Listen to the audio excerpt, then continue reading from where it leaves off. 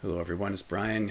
Welcome to part 4 of the 8-part series in which I'm ranking all 73 Smiths tracks. This will be tracks 44 to 35. Hope you had a good weekend. The good news is that once you make it to the end of this video, you're halfway through because there's only going to be 8 parts. So thanks for watching, even those of you who are not really Smiths fans. Thanks for sticking around. And I wanted to say that one thing I've been thinking about in doing this is that when I made the list of these songs, I was having this internal monologue with myself, like, this song's better than this song, or this song belongs here. And at some points I was listening to bits of them and looking at lyrics.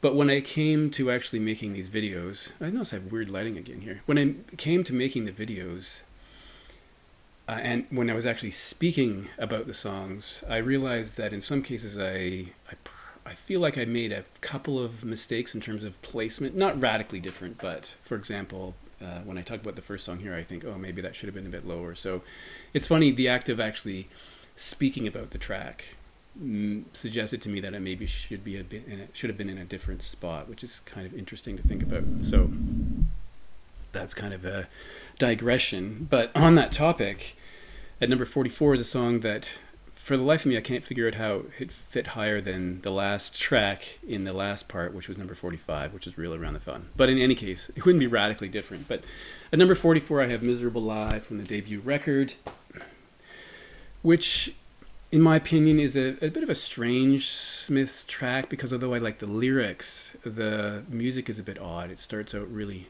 quiet and mellowy, and then it builds to a frenzy. Partway through, Morrissey is more or less screaming in a falsetto voice, singing, I need advice, very odd. I'm not going to try and replicate that screaming sound. So slow, builds up, screaming kind of falsetto voice at the end. I have a bit of a punk sensibility to it. So I'm not really sure I love the sound of the song, but as with most Smiths tracks, the lyrics have something to hold on to. So he sings, you have destroyed my flower-like life, not once, but twice. You have destroyed you've corrupted my mind, not once, not twice. So that's interesting to think about, and it makes you think about sexual experience, and maybe that's what that's about, like flower-like life is kind of something to think about. There's also some humor in the song. He says, I look at yours, you laugh at mine. That's fairly classic self-deprecating humor from Morrissey. But I guess the crux of the song is that love is just a miserable lie. So Miserable Lie being the title of the track. And I don't know whether he's singing that because he's been unlucky in love, or it hasn't worked out for him, or if he believes that perhaps there is no such thing as love. Maybe it's just lust. So it's a funny thing to think about. I'm not sure what he's getting at. There's some juvenile aspects to the song. He sings, I'd like to see your underwear, I'd like to seize your underwear. So all in all, a very odd song, but the message is kind of interesting, that love is just a miserable lie. So the next track is a track called London, which appears in various places. It's on Louder Than Bob's and The World Won't Listen. It's a fast-paced song. Apparently Arcade Fire, Canadian band Arcade Fire, covered this track in concert. Very simple lyrics, though. There's nothing really, in my opinion, deep about this song. It's very obvious. It seems to be about a person leaving a small town and going to a major center, in this case London, since the track is called London. You left your tired family grieving, and you think they're sad because you're leaving. But did you see jealousy in the eyes of the ones who had to stay behind? And that's interesting as posed in the form of a question, because they may not be upset that he's leaving. They might be quite happy that he's going. Do you think you've made the right decision? He talks about leaving his girlfriend on the platform with the vague notion that you'll return. So very, not a deep song, but one that I relate to, because after all, I left a small town. The town I was born in when I was a kid had 5,000 people. It's bigger now, and I came to a city. Toronto was the fourth largest city in North America after New York, LA, and Mexico City. It has almost 3 million people, so this is a big place. So I had kind of a similar experience. Going from a small town to a big town. Number 42, Nowhere Fast from Meat is Murder, 1985. It's a bright, up-tempo, enjoyable track. It just sounds like a pleasing pop song. If you're not paying attention, you might miss some of the lyrics, because the first thing he says is, I'd like to drop my trousers to the world, which is kind of funny. He talks about the fact that household appliances in his hometown seem like new science to the people in the town, and is that a comment on consumerism and maybe. Um, and if the day came when I feel a natural emotion, I'd get such a shock I'd probably jump in the ocean. And that one strikes me as kind of very Morrissey-ish, because although he does talk about emotions in his lyrics, some of them are very extreme emotions, like wanting to die, or just being he's so awful, or so lonely, so that natural emotions don't really occur to him. So that's kind of a funny track. And then he sings, "I'd like to drop my trousers to the Queen," and that's an anti-monarchist sentiment, which we see again in the Queen is Dead. But he follows that up by saying, "Every sensible child will know what this means." And I don't know whether he means just why are they sensible to know that dropping your trousers to the Queen is important? He sings, "The poor and the needy are selfish and greedy on her terms." So very anti-monarchist, but maybe that his view that children see inequality clearer than adults, or that adults are apathetic about it. So I'm not sure which way he's going on that, but it's kind of an interesting thing to say. And when I'm lying in my bed, I think about life and I think about death, and neither one particularly appeals to me. That is, again, just perfect Morrissey. Like, I could live, I could die, I don't really care. Not one's not better than the other. Hilarious. Number 41, "Is It Really So Strange?" which appears in various places, including Louder Than Bombs. And it seems to be about... the singer it seems to be about trying to convince someone to love him, which is interesting. Maybe it's a bit about a stalker, because he sings, "You can punch me, you can kick me, you can break my face, you won't change the way I feel because I love you. You can butt me, you can break my spine, you won't change the way I feel." There's some really weird lyrics. "I got confused, I killed a horse. I got confused, I killed a nun. I can't help the way I feel," in capital letters. "My throat was dry with the sun in my eyes." And that he can't go back home again. So it's a bit stalkerish. Is it really so strange? But this is one of the tracks where the Smiths seem to have adopted a glam kind of sound. This really comes through here. Number 40 is a track from The Queen is Dead, and it's called "Some Girls Are Bigger Than Others," 1986. It's kind of a humorous song, especially when compared to the rest of the album, because the rest of the album's about like anti-monarchy things, about dying, things like that. He starts off by saying, "From the ice age to the dole age," like being on the dole, unemployment, "there is but one concern. I have just discovered some girls are bigger than others." And you think of all the writers, all the singers in the world who would sing about about women's body shapes. Why would it be Morrissey? It makes absolutely no sense, which is probably why it's funny.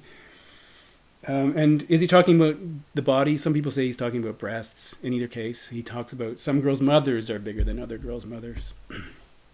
There's a line about, "As Antony said to Cleopatra as they opened a crate of ale, some girls are bigger than others." That apparently is a reference to a movie called Carry On Cleo from the mid-'60s. But for me, one of the best lines in the song is, our lyrics aren't even printed here. In the fade out, he sings, "Send me your pillow," or "Send me the pillow, the one that you dream on. Send me the pillow, the one that you dream on, and I'll send you mine," which is a really great line. And apparently that references a poem. I mean, there's so many literary references in his lyrics. You could spend hours. I think someone wrote a book about that, I think. So yeah, there's that's a very great line there too. Number 39 is "That Joke Isn't Funny Anymore." This is the 12-inch single of "That Joke Isn't Funny Anymore," which is originally on Mita's Murder from 1985. The second single from Mita's Murder. It's a very mellow acoustic track. And what he's singing about, it's hard to know. Like, there's some people who suggest that the press has been unhappy with him, and so, or not flattering to him, and they sort of writing jokes about him that he doesn't appreciate because he's feeling depressed about the fact he's down, and they're kicking him when he's down. Had to cough there. Or that when he's feeling down, jokes that would have appealed to him otherwise aren't funny anymore. So when you laugh about people who feel so very lonely, their only desire is to die. Well, I'm afraid it doesn't make me smile. I wish I could laugh, but that joke isn't funny anymore. He talks about kicking them when they fall down. So, maybe he's being upset by the press he's getting. And then there's often sort of relationship in his tracks in the tracks. So it was dark as I drove the point home, and someone made a comment somewhere. Driving the point home might have been a sexual references, especially because the next line is on on cold leather seats. Well, it suddenly struck me. I just might die with a smile on my face after all. So what does that mean? You decide, I guess. All right, number 38, What She Said from Meet Is Murder, which is a track that fades in. Maybe the only track that fades in. No, there's Some Girls Are Bigger Than Others actually fades in and out. And maybe about someone being rescued by another person.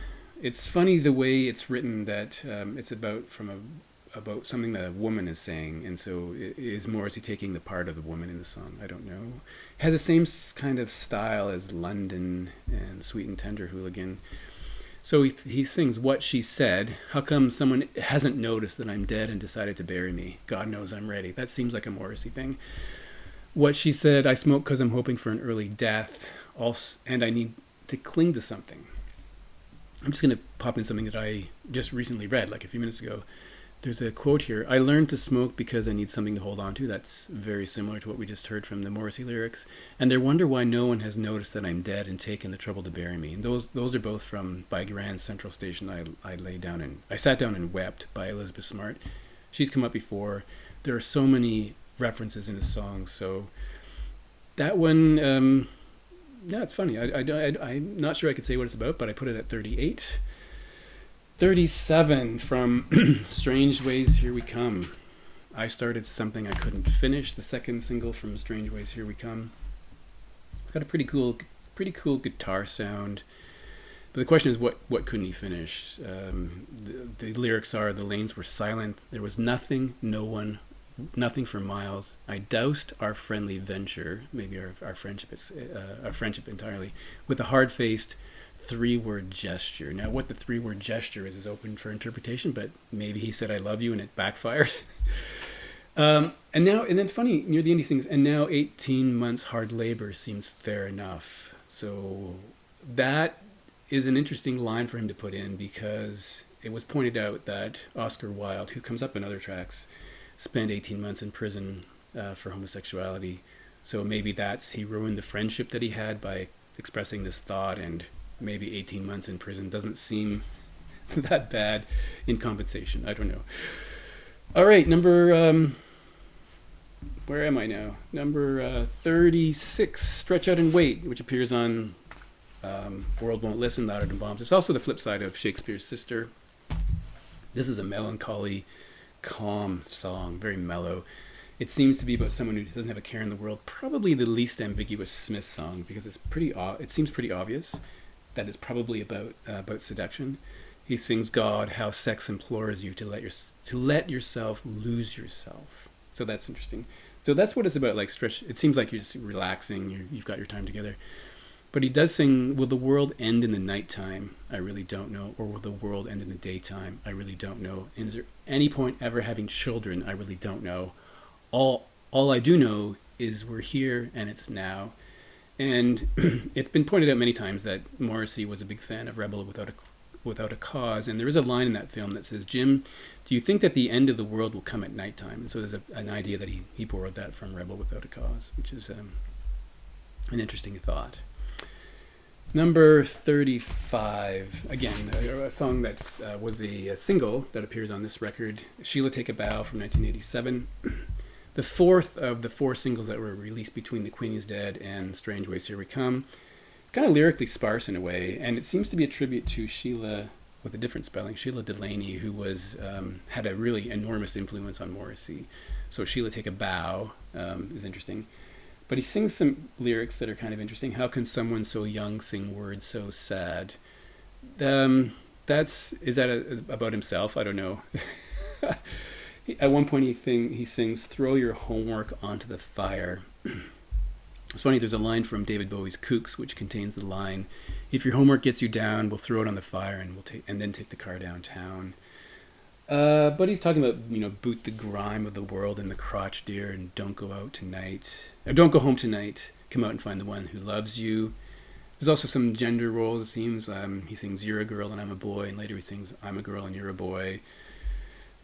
Is it wrong to want to live on your own? You know, that's one thing he says, that kind of thing. Is it wrong to always be glad?